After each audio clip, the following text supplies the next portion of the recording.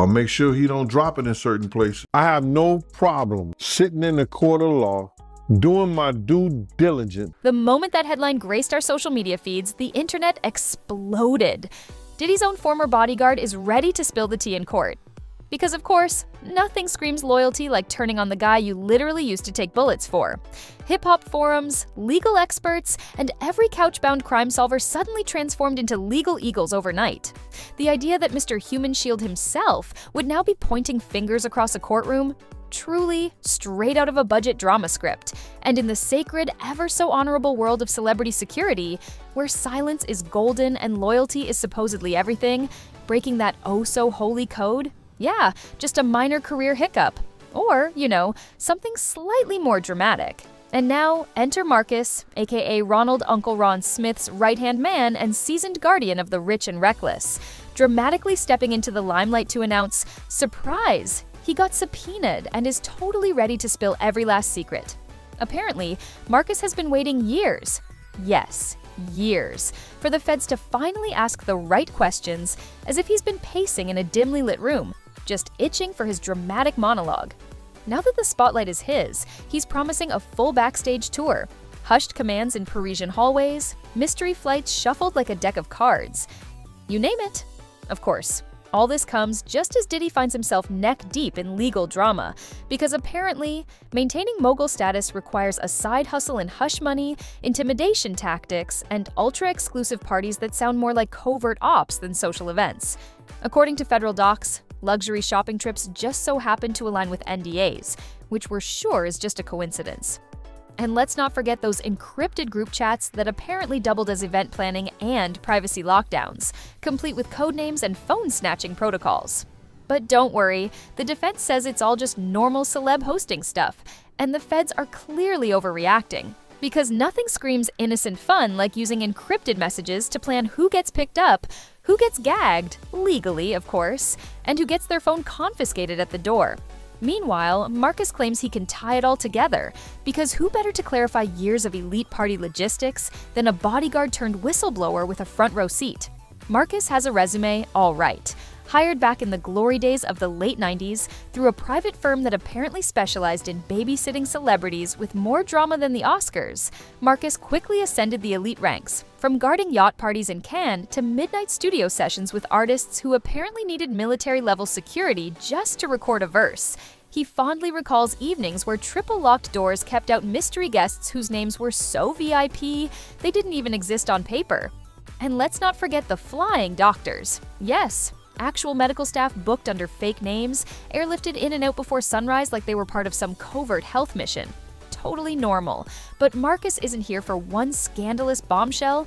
No, he's offering a whole tapestry of shady decisions and casual threats that turned intimidation into just another Tuesday.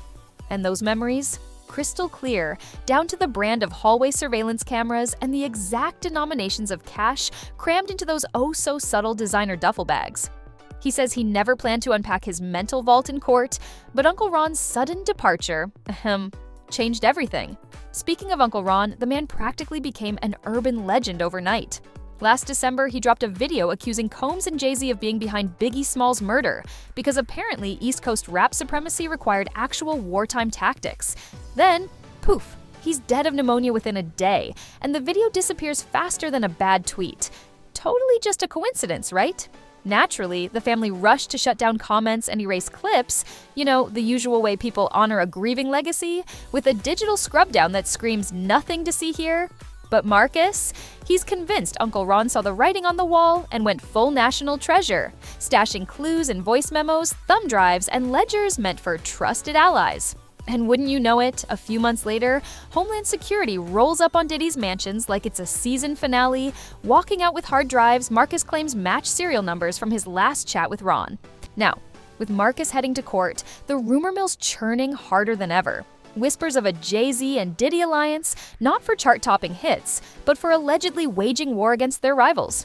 If it's all true, forget moguls. We're talking full-blown mob movie. Officially, Jay-Z is totally in the clear. No charges, no subpoenas, nothing to see here. But funny enough, the Carter's PR squad has apparently gone into DEFCON 1, swatting down any whiff of a narrative that suggests those platinum-selling bars might have come with a side of organized chaos.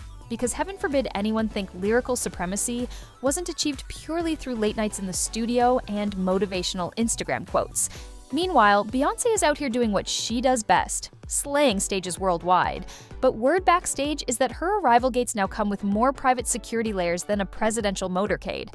Triple vetted entrances, surveillance sweeps, probably even retina scans, all to make sure no conspiracy-colored questions slip through hair and makeup. As for Marcus, he sees all this panicked maneuvering as confirmation that this isn't just about Diddy potentially losing his freedom. Oh no, it's about unraveling the myth, the holy trinity of hustle, brilliance, and the bootstrap fairy tale that built pop culture royalty. And that's the real danger. If this shiny empire gets even a single crack, people might start asking how much of the American dream was stage managed behind triple-locked studio doors. Adding fuel to the bonfire is Gene Deal, another former bad boy insider, now cheerleading Marcus from the sidelines. Gene claims he also told Diddy, long ago, that running a music empire with zero security boundaries might not end well. You know, just your casual, hey, this could turn deadly workplace feedback. But sure, let's all pretend this is just music industry drama, not the unraveling of a cultural dynasty. The drama didn't start yesterday. Gene Deal's still haunted by a 4 a.m. plea for more security outside the Peterson Automotive Museum on the night Biggie was shot. He says he begged for backup and was promptly overruled because what's a high-profile party without a little danger, right? Fast forward a few years, and there's Gene sitting across from Biggie's mom in a radio studio, apologizing for what essentially boiled down to, "We dropped the ball on keeping your son alive." Heartfelt, sure, but a little late. Now enter Marcus, who just might connect the dots between those emotional stories and actual grown-up evidence. Call logs, hotel invoices, internal memos, receipts. Prosecutors believe these breadcrumbs could finally link behind-the-scenes decisions to real-world consequences. But the defense? Oh, they're not having it.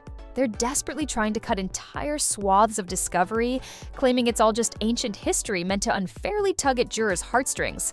As for the whole Ron dies right after accusing billionaires of murder thing, please, just another wacky internet conspiracy. Nothing to see here. And the real motive?